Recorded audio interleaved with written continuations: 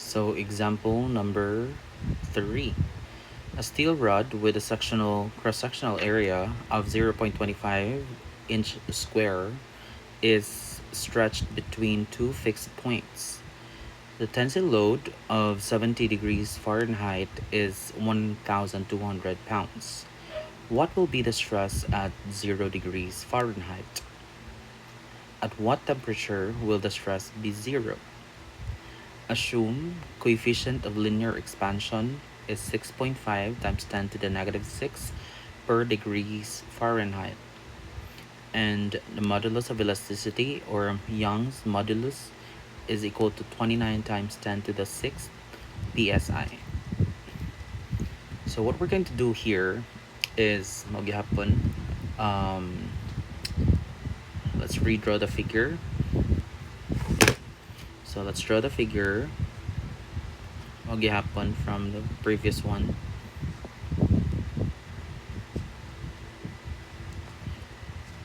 And then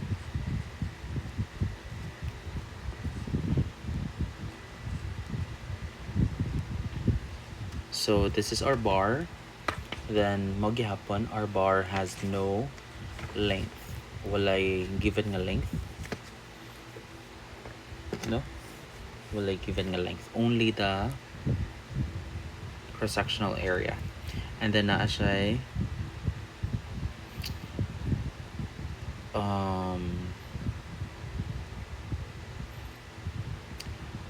fixed point or fixed support. Pagkahuman, niingon man ang problem letter A that what will be the stress at 0 degrees Fahrenheit. 0 degree Fahrenheit, meaning from 70 degrees, nahimo siyang 0 degree Fahrenheit. So, ni-decrease. So, what will happen to our body kay mo shrink siya. No, sakto no? Mo shrink from 70, mahimo na lang 0. And then let's redraw the figure. Okay. And magyapon, our support is found here.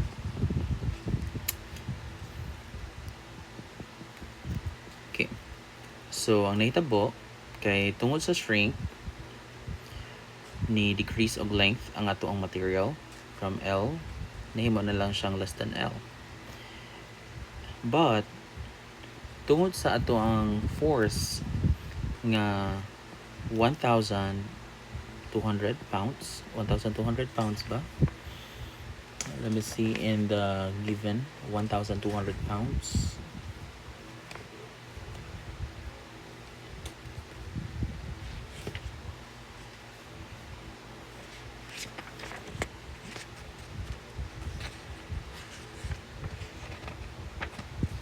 So you have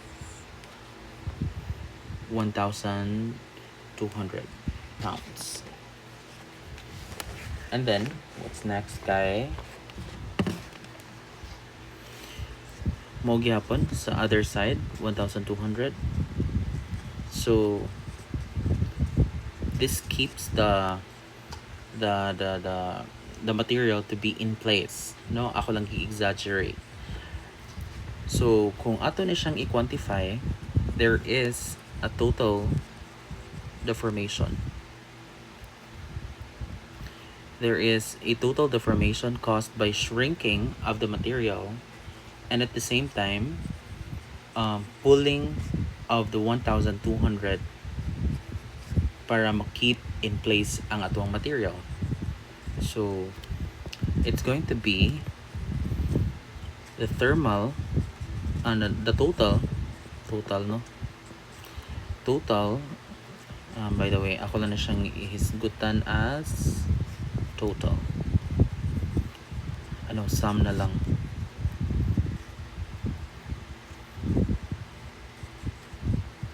So sum akong ipanganiya. Erase ka.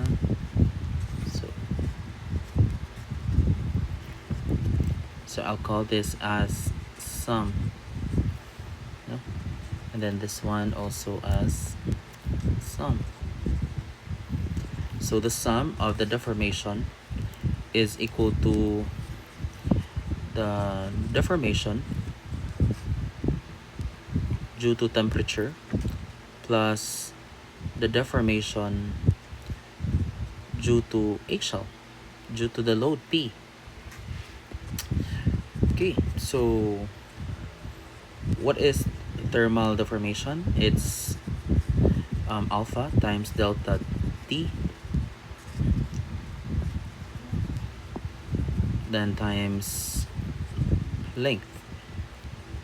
Then what is our deformation due to a force P? This is PL over AE. So that's PL over AE. What's next? Buhatan na to kay you have to get this sum. So it's going to be PL over AE. But what is P over A? Remember that P over A is the stress, no? So this is the stress times the length over E. And then we will have makancel out na to si L, no? So ato lang sang isuwat PL over AE. Okay. So makancel out na to si L. And then mabalhin na to si E. So mahimo siyang stress equal to alpha times delta T times E. And then mahimo ning plus P over A.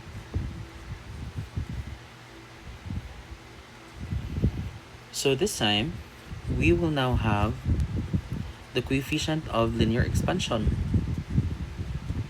nga 6.5. So that's 6.5 times 10 to the negative 6 per degrees Fahrenheit.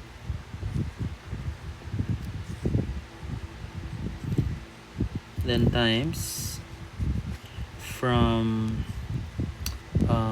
0 as final minus 70. So that's degrees Fahrenheit. Then times E.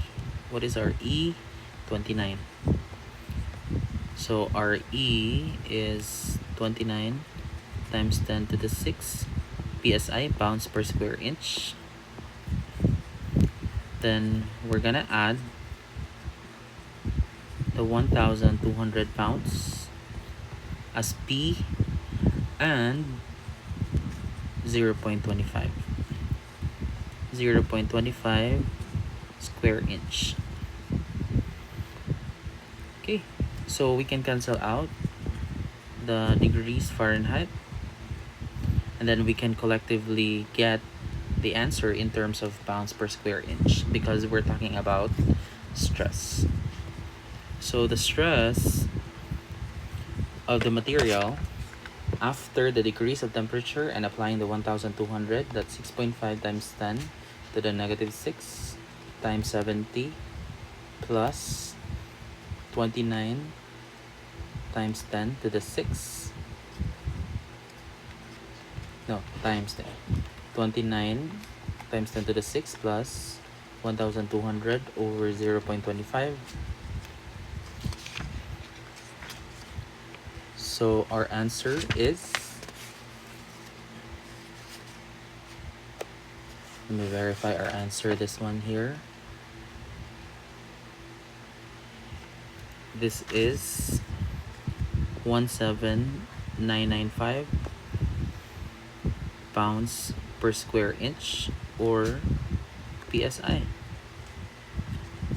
So as you observe, class, I'm not using the negative 70 value since we are trying to get the stress. Remember that bisan pa og compression or bisan pa og kanang um, decrease of temperature ang ato ang gihisgutan diri, but we are trying to get the stress man, not the deformation. So kay stress man, atong kuhaon ang absolute value of the temperature, since kay compression man siya, same effect ra gyud na sa stress kung ang atong hisgutan kay intention pod, like kung maingon tag 10 um 10 MPa or 10 megapascal due to compression and 10 megapascal due to tension, so they're just actually the same. So ang iyaha lang natong bantayanan ani is when we are going to try to measure the length of the material, then we have to bear in mind the the effects of the temperature change. So by that, since mag-count naman ta or mag-measure naman ta o length sa atong material, then kung compression, it should be to be subtracted. And then kung tension, then it should be added. So that's different, ha? So different kaayo ang stress from the deformation. So I hope na clarify na nako diha. So again, I'm using the absolute value of 70. No? Kaya basta niya mag-wonder mo ba nga nganong lahi ang answer. Okay? So we're using the we're using the absolute value because we are trying to quantify the stress experienced by the material, may it be compression or tension, may it be shrinking or expanding. So that's letter A. How about when the temperature will at what temperature will the stress be zero? So another siya. At here, let me just change this one. At 0 degree, zero stress. At 0 stress. So whenever maghisgot ta og zero stress, always bear in mind that the thermal expansion or the thermal deformation will always be equal to the eggshell deformation kung zero stress ang hisgutan. Do not forget that. So with this, we can now get and obtain the temperature kung zero ang atong stress. So this is going to be coefficient of linear expansion times the change of temperature times L equal to PL over AE. And then we can cancel out the length here, and then we can now just use and simplify, since we're using change of temperature, since naman diha ang atong answer nga gipangita, then it's going to be P over alpha times area times E. No? So there. What is the value of our P? It's 1,200 pounds. Then what is the value of our alpha? Our alpha is still the same, 6.5. So that's 6.5 times 10 to the negative 6 per degrees Fahrenheit. And then our area is 0.25 square inch. Then our modulus of elasticity is 29 times 10 to the 6 Newton per no, not Newton, but pounds. So pounds per square inch. Yeah, makancel out na to si pounds. Makancel out sad na to si square inch. So basically, we're having 1 over degrees Fahrenheit. So that's going to be 1 times degrees Fahrenheit over 1. So our unit would be in degrees Fahrenheit. Okay, so let's clear this up. Change of temperature is equal to 1200 divided by 6.5 exponent to the negative 6 times 0.25 times 29 times 10 to the 6. And then you have 25. So this is 25.464 degrees Fahrenheit. But remember that our delta T is equal to the final temperature minus the initial temperature. And then we need to get the final temperature, and it's going to be 25.464 plus T1. No? Atong gitranspose ang T1 sa pika side. And this is 25.464 plus 70. So our final temperature is 25.464 plus 70. That's 95.464 degrees Fahrenheit. This is our final temperature when the stress is 0, with initial temperature of 70 degrees Fahrenheit. That's it.